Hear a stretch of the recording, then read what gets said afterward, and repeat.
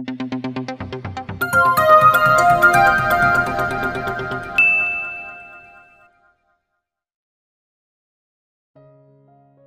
ng puting van, ay muli silang bamiyahe ni Derek, pagkatapos nilang ikasal. Tulala si Arabella habang nakatingin, sa labas ng sasakyan habang tahimik na umiiyak. Tumahimik ka nga, malakas na single ni Derek, na tila nabibingi sa pag-iyak niya. Hinawakan nito ang isang kamay niya. Tanggapin mo na lang, love. Kasal ka na sa akin, at wala nang magagawa ang pag-iyak mo. Masama siyang tumingin rito. Kasal na nga ako sa walang hiyang tulad mo, pero hanggang ngayon, ay hindi mo pa rin pinapakita sa akin ang anak ko. Muling binalik nito ang tingin sa daan. Maghintay ka lang, Arabella, makikita mo rin siya. Inabot ng 5 oras ang biyahe nila, kaya inihinto nito ang sasakyan sa isang fast food chain, para mag-drive-thru lang. Hindi ni Arabella pinansin, ang pagkain na inabot nito sa kanya, kaya naman muli na naman itong nainas sa kanya. Sa pilitan na nilagay nito ang pagkain sa kamay niya. Kumain ka, love. Hindi ko gustong magutom ka. Alam ko na dapat ay nasa isang hotel tayo, o magarang restaurant ngayon, para sa reception ng kasal natin. Pero kasalanan mo naman, kaya ganito ang kinalabasan ng kasal natin, di ba? Pinahid niya ang luha. Palagi na lang sinasabi nito na kasalanan niya. Hindi naman niya sinabi dito na pakasalan pa siya. Napaigtad siya nang hawakan nito ang balikat niya, at marahan na himasin. Huwag kang mag-aalala, babawi ako sa'yo sa oras na makaalis tayo. Anito bago pinasibad muli ang sasakyan. Aalis. Pinahid ni Arabella ang luha. Ramdam niya ang kaba sa sinabi nito. Tumango si Derek. Oo, aalis tayong 3 ni Amon papunta ng Canada. Doon na tayong 3 titira. Hindi kami sasama ng anak ko, Derek. Tumahimik ka, Arabella. Hindi ko hinihingi ang opinyon mo. Tumingin ito sa kanya na madilim ang mukha. Hindi ako tanga. Alam ko na gagawa ng paraan niyang si Drake, para makuha ka sa akin. Doon sa Canada tutulungan ako ni Sandra, na may tago kayo ni Amon sa lalaking iyon. Nababaliw ka na ba? Hindi pa ba sapat na kasal na tayong dalawa? Bakit kailangan pa na umalis tayo? Hindi na siya nakapagsalita nang mabilis na turukan siya ni Derek ng syringe sa braso. No. Unti-unting kinakain ng kadiliman ang paligid ni Arabella, kaya nakaramdam na naman siya ng takot. Baka paggising niya, ay hindi na naman niya may galaw ang katawan niya. Don't worry, love, pampatulog lang iyan. Ayoko lang na nakikipagtalo ka sa akin tungkol sa mga ganitong bagay. Rinig niya na saad ni Derek, bago siya nawalan ng malay. Ate Mommy, layik ng iyak si Amon, habang sakay ng isang sasakyan. Mabilis na tumakbo siya para habulin ang anak, pero bigla itong naglaho sa kanyang paningin. Ang nasa harapan na niya ay si Sandra, habang hawak ang isang baril habang nasa paanan nito ang tila wala ng buhay na si Drake. Nanlaki ang mata niya, kasabay ng pagtulo ng kanyang luha. Drake, napabalikwas si Arabella ng bangon, habang habol ang kanyang paghinga. Panaginip lang pala. Pinahid niya ang luha sa mata. Nang ilibot niya ang mata niya sa paligid, ay nasa isang kwarto na naman siya. Pero hindi na ito katulad nung unang pinagdalhan sa kanya ni Derek. Ang kwartong kinaroroonan niya ngayon ay malinis, at halos kulay puti ang lahat ng gamit at pintura. Ate Mommy, sobra ang pagkabigla ni Arabella, nang bigla na lang may yamakap sa kanya. Hindi niya napansin na may katabi pala siya. Amon. Hindi na niya napigil ang pag-iyak, sa labas na tuwa. Akala niya ay gigising siya na wala pa rin ito sa tabi niya. Miss you po, Ate Mommy. Bakit po ngayon lang ikaw? Inosenteng tanong nito. I miss you more, anak. Hinawakan niya ang kamay nito, at inilagay sa pisngi niya. Gusto niyang maramdaman ang init nito, baka kasi nananginip lang siya, at hindi ito totoo. Nang dumilat si Arabella, ay nakangiti sa kanya ang anak, nakita ang ngipin na puno na naman ng tsokolate. Sorry, Amon, ha? Kasi ngayon lang dumating si Ate Mommy. Okay lang po, basta po dumating ka na po. Bibong saad nito. Nasaan po si Daddy? Nabahira ng pagtatampo ang boses nito. Miss ko na po siya, kaya bakit po wala siya? Niyakap ni Arabella ang anak, at saka humagulol ng iyak. Hindi na natin siya makikita, Amon. Kasi, Kasi aalis na tayo. Saan po tayo punta? Tanging pag-iyak na lang, ang naisagot ni Arabella. Paano niya sasabihin sa isang batang paslit, na hindi na mabubuo ang pamilya nila, dahil kasal na siya sa iba? Ate Mommy, ang sabi po sa akin ni Tito Derek, ay siya na po ang daddy ko. Okay lang ba dalawa na daddy ko? Lumayo sa kanya si Aman at pinakita ang dalawang daliri. Gusto ko po maraming daddy, para po happy. Hindi niya napigilan ang matawa. Kung nasa ibang pagkakataon lang sila, ay baka nakutusan niya ang anak. Sabay silang tumingin sa pinto, nang bumukas iyon, at pumasok si Derek. Pinahid niya agad ang luha, at niyakap ng mahigpit ang anak. Tito Derek, kailan po tayo uuwi sa bahay? Sabi po kasi ni Ate Mommy aalis daw po tayo. Ngumiti si Derek sa anak niya. Mabuti naman, at sinabi na sayo ng mommy mo ang tungkol dyan. Pupunta tayo sa lugar, na magiging masaya tayong pamilya, anak. Kumuyam ang kamay ni Arabella. Anak, matapos nitong gamitin ng anak niya, para gawing hostage ay okto itong mabuting tao, sa harap ng kanyang anak. Ang kapal ng mukha, pinigil niya na huwag na lang magsalita. Hindi siya papayag na madala sila ni Derek, sa ibang bansa. Hindi siya aalis ng bansa, kahit kasal na silang dalawa. Hindi siya aalis kasama ito. Aman, stop calling me Tito, okay? From now on, you should call me Daddy. Right, love. Tumingin ito sa kanya nang nakangiti, ngunit nakapaloob doon ang pagbabanta. Tama siya, Aman. Napipilitan na saad ni Arabella. Tumango-tango si Derek, na nakangiti na tila nagustuhan ang sinagot niya. Daddy, saan nga po tayo punta? Uwi na po ba tayo kila nanay? Pangungulit ng kanyang anak. Hindi, Aman. Pupunta tayo ng Canada. Doon na tayo titira. Wika ni Derek. Nang makaalis si Derek, ay agad na binuksan ni Arabella ang pinto ng kwarto, para alamin kung nakalock ito o hindi. Halos maiyak siya sa tuwa, nang malaman na hindi ito nakalock. Nakapagtataka, hindi ba natatakot si Derek na tumakas sila? O kampante na ito dahil kasal sila? Inis na tinanggal niya ang singsing sa kamay, at binalik ang singsing na binigay sa kanya ni Drake. Aman, tara na. Aalis na tayo sa lugar na ito. Kahit kasal na sila, ay hindi siya sasama kay Derek sa ibang bansa. Hindi niya ito mahal, at natatakot na siya rito. Ibang-iba na ito sa dating Derek, na nakilala niya. Hawak ang kamay ni Aman, ay lumabas sila ng kwarto. Malawak ang bahay, at wala siyang nakikitang ibang tao, maliban sa kanila ng kanyang anak. Dahan-dahan ang bawat hakbang na ginawa ni Arabella, para hindi makalikha ng ingay. Ate Mommy, agad na tinakpan niya ang bibig ng anak, at inilagay ang hintuturo sa gitna ng lobby niya. Tumango naman ito, na parang naiintindihan ang nais niyang iparating. Nang nasa kalagitnaan na sila ng hagdan, nang marinig ang pag-uusap ng dalawang tao. Agad na nagtago sila ni Aman, sa likod ng hagdan para makinig pa sa usapan ng dalawa, na sina Sandra, at Derek. Iwan mo ang bata. What? Malakas ang boses ni Derek, na tila ba nabigla. Wala sa usapan natin iyan, Sandra. Napalunok si Arabella, nang marinig ang sinabi ni Sandra. Kung ganun ay tama nga siya. Si Sandra ang naiwan sa anak niya. You heard me, right? Iwan mo si Aman, at magpakasaya kayo ni Arabella sa ibang bansa. Hindi ba iyon naman ang gusto mo?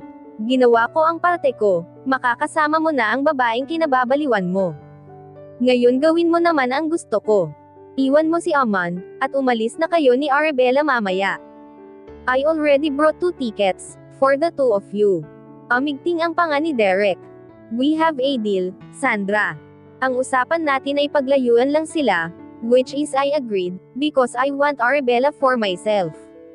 Pero wala sa usapan na iiwan ko si Aman sayo. He's very important to my wife. Exactly my point. Putol ni Sandra kay Derek. Nanlaki ang mata ni Arabella sa pinagtataguan, nang makita na naglabas ng baril si Sandra, at itinutok iyon kay Derek. Agad na tinakpan niya ang tenga ng anak.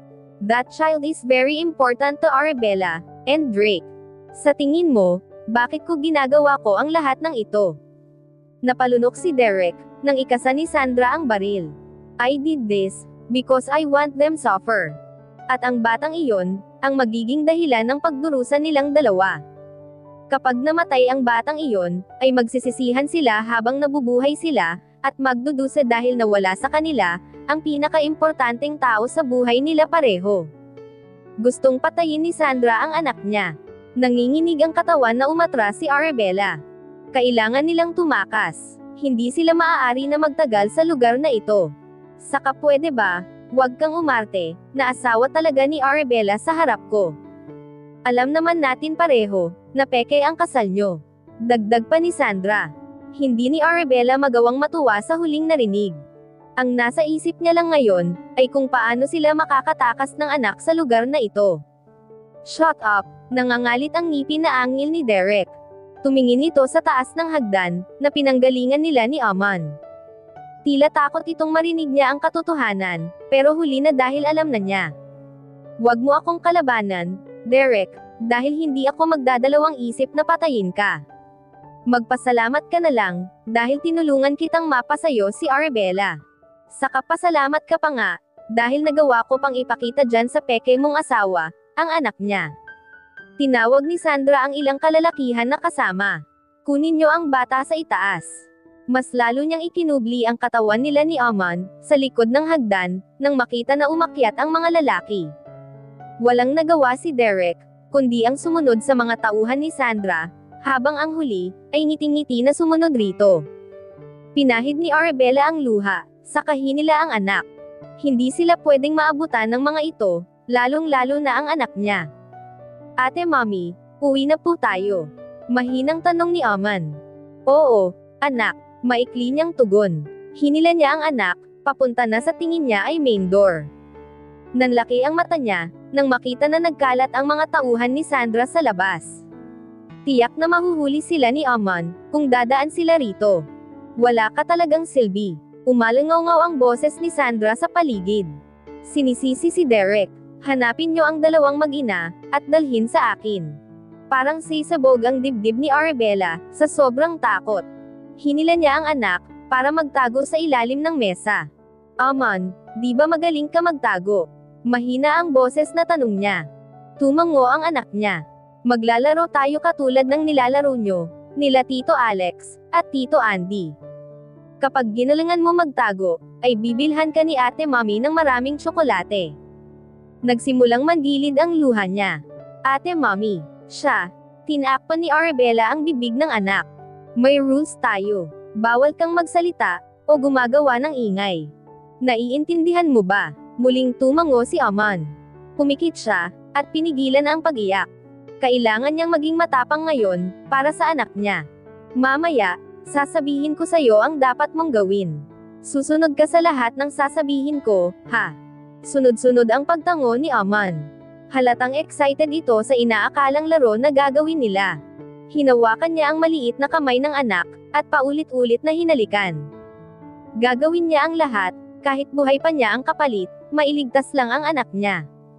Hanggang sa mga oras na ito, ay nanggagalaiti sa galit si Drake. Hindi mawala sa isip niya, ang paghalik ni Derek sa lobby ni Arabella. Mahinang tinapik ni Red ang balikat niya, para pakalmahin siya, habang sina Alaric, Miguel, Nicholas, Liam, Tres, Jack, at si Wendell, ay may kanya-kanyang hawak na baril. Samantalang ang gagong si Xandro ay ngiting aso, na tila inaasar pa siya lalo, ang sarap barilin ng gago. Nakahanda na ang lahat, bago pa umalis ng mansion si Arabella. Si Xandro na isang matinik na pulis, ay nabasa ang galaw ni Sandra, at Derek. Kaya si Arabella na walang kamalay-malay, ay nilagyan ng maliit na chip locator, sa bandang batok ni Red, matapos itong mawalan ng malay. Muntik pa niyang mapatay sa bagbog ang matanda, na akala niya talaga ay nagkasal sa dalawa. Mabuti na lang, at umamin agad ang matandang babae, na palabas lang ni Derek iyon, para mahawakan lalo sa leeg si Arabella. Nakahanda na ang lahat, imporma ni Bien sa kanila. How many men can be eliminated, instantly in just 1 minute? Tanong ni Liam. More than 50 perhaps, Tres answered, habang panay na ang lagay ng alcohol sa kamay. Sandra's men, was over 100. Xandro was right. This crazy planned it all flawlessly. Nagkamali lang ito ng kinantay. Napapaligiran na ang buong lugar ng kanilang mga tauhan.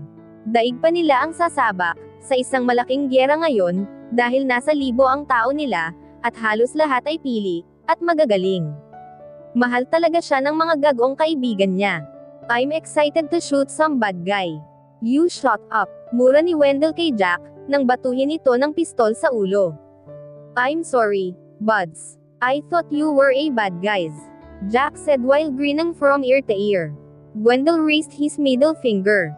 Kinasa ni Miguel ang hawak na baril. Let's do this. Tapusin na agad natin ito, dahil may shooting pa ang gwapo niyong kaibigan. Sunod-sunod na nagmura ito, nang pagbabatuhin ito ng bala ng lahat, sa pangunguna ni Nicholas. Mas gwapo kami sa'yo, ulol pambabasag ng mga kaibigan niya kay Miguel. Hinawakan ni Arabella mukha ni Amon, at hinalikan ito sa tungki ng ilong. Kailangan na niyang kumilos marahan ang kilos na lumabas sila sa ilalim ng mesa. Samagap muna siya ng hangin, bago nagpa siya na sumilip, pero agad na bumalik siya sa pagkakatago, nang makita ang isa sa hinihinala niyang tauhan ni Sandra. Hanapin niyo ang dalawa, tiyak na hindi pa nakakalayo ang mga iyon. Ano yun? Malakas na mura ng lalaki, nang makarinig ng sunod-sunod na pagputok. Tinakpan ni Arabella ang tenga ng anak. Nanlaki ang mata niya, nang makarinig ng mga yabag. Mabilis na hinila niya si Amon, upang bumalik sa ilalim ng mesa. Sobra ang kaba niya, nang makita ang 6 na pares ng paa, na nakatayo malapit sa pwesto nila. Mabuti na lang, at may kahabaan ang mantel ng mesa, kaya hindi sila nakikita ng mga ito. Halos takpan niya ng maigi ang bibig ni Amon, huwag lang itong makapag-ingay. Nanlaki ang mata ni Arabella, nang marinig ang pamilyar na boses. Dennis, nasaan na sila Mondo? Tanong ni Sandra sa tauhan. Wala na ang grupo nila, ma'am. Halos kalahati namin ay agad na naubos. Galit na hinampas ni Derek, ang kamay sa mesa. Nariyan na sila. Galit na sinampal ni Sandra si Derek. Kasalanan mo ta, wala ka talagang silbi. Akala ko ba ay sinunod mo ang mga utos ko sa'yo? Sinunod ko lahat ng utos mo. Pero palpak lang talaga ang plano mo. Isa pang sampal ang nagpatigil kay Derek. Kung sinunod mo ang plano ko ng maayos, ay hindi kayo masusundan ni Drake rito. Nanggagalaiti si Sandra sa kaharap. Kung ganon ay narito si Drake, para iligtas sila. Nabuhayan si Arabella ng loob, tahimik na naluha siya, at niyakap ang anak ng mahigpit. Ligtas na sila, dahil narito si Drake para iligtas sila ni Amon. Ma'am, isang boses iyon ng lalaki. Nanlaki ang mata ni Arabella, nang makita ang pagbagsak ng lalaki sa mismong tapat nila Amon. Lumalabas pa ang dugo galing sa bibig nito, habang naghihingalo, at nakatingin sa kanya. Hanggang sa huminto na ito sa paggalaw. Wala na itong buhay, habang dilat ang mata, at duguan ang katawan. Mabuti na lang at yakap niya ang anak niya, kaya hindi nito nakita ang wala ng buhay na lalaki, kundi ay baka nagsisigaw ito sa takot. Ma'am, masyado silang marami. Wala pang 1 minuto, pero nalagasan agad tayo ng halos kalahati. Sinasabi mo ba, na kulang pa ang tauhan na inupahan ko? Maanghang na tanong ni Sandra sa tauhan na nakayuko na. I was prepared for this. Hindi ako matatalo, dahil matagal ko itong pinaghandaan. Dinuro ni Sandra si Derek sa dibdib. Kung gusto mo pang makuha si Arabella, ay hanapin mo siya, at ang anak niya. Gagamitin natin ang bata, para makaalis kayo ni Arabella, nang walang sumusunod sa inyo. What do you mean? Tila kabado si Derek. Oh come on. Ganun ka ba katanga? Kumuyam ang kamay ni Derek. Kung hindi lang niya kailangan ang babaeng kaharap, ay baka sinapak na niya ito. I will use that child as my hostage, habang ikaw ay tumatakas kasama si Arabella. Siguraduhin mo na hindi ka papalpak this time, Derek. Dahil this is our last chance. Ma'am, sa tingin ko, ay hindi pa nakakalabas ng bahay na ito ang mag-ina. Nagtatago lang ang dalawang iyon dito sa loob, sigurado ako. Sabat ng tauhan ni Sandra. Diyos ko, wag naman sana kaming mahuli. Dasal ni Arabella. Kinagat niya ang loob ng bibig, para pigilin ang pagsuka. Ang dugo na galing sa lalaking wala ng buhay, ay umaagos papunta sa pwesto nila ni Amon. Pakiramdam niya ay may ihi siya sa sobrang takot. Sa buong buhay niya, Ngayon pa lang siya nakakita ng taong nawalan ng buhay, sa mismong harapan niya. Kung ganun ay ano pa ang hinihintay nyo? Hanapin nyo na sila, at dalhin sa akin. Utos ni Sandra. Agad na tumalima ang tauhan ng babae. Derek, siguro naman, ay hindi ka natutol sa akin this time. Napalunok si Derek bago tumango. Alright, ikaw na ang bahala kay Amon. Gusto ni Arabella na lumabas, para pagsasampalin si Derek. Hindi siya makapaniwala, na pumayag ito na iwan kay Sandra ang anak niya, kahit alam nito ang plano ni Sandra, na patayin ang anak niya. Napakasama nito. Ngumisi si Sandra, patusan mo ang ibang tauhan, na magbantay sa bawat labasan sa buong lugar, para hindi makalabas ang mag-ina. Sigurado na hindi sila Drake, magpapaulan ng bala dito sa atin sa loob, dahil iisipin niya ang buhay ng mag-ina niya. Tuso pala talaga itong si Sandra. Walang puso.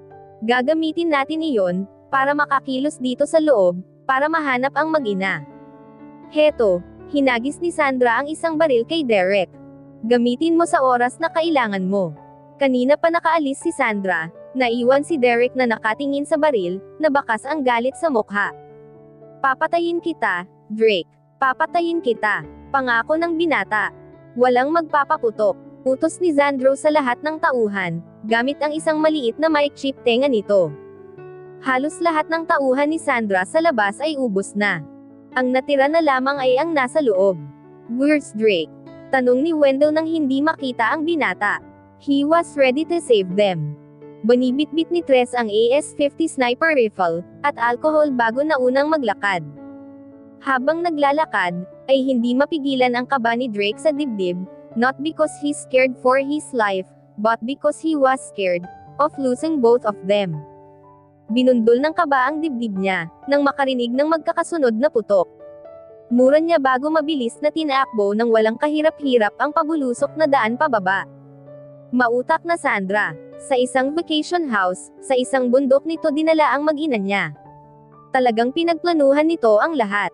Isang putok muli ang narinig niya, kasabay ng paglitaw ng batang umiiyak sa harapan niya. Daddy, may dugo sa ibang parte ng damit ni Amon, at ang kamay nito. Agad na nilapitan ni Drake ang anak, at niyakap. Nasaan ang mommy mo? Ang dibdib niya ay napuno ng takot. Daddy. Ang sabi po ni ate mommy, ay tumakbo daw po ako. Umiiyak na sabi ni Amon. At dito na po nagtatapos, ang ika-29 na kabanata ng ating kwento, at sanay muli niyo po akong samahan, sa mga susunod pang kabanata. Maraming salamat.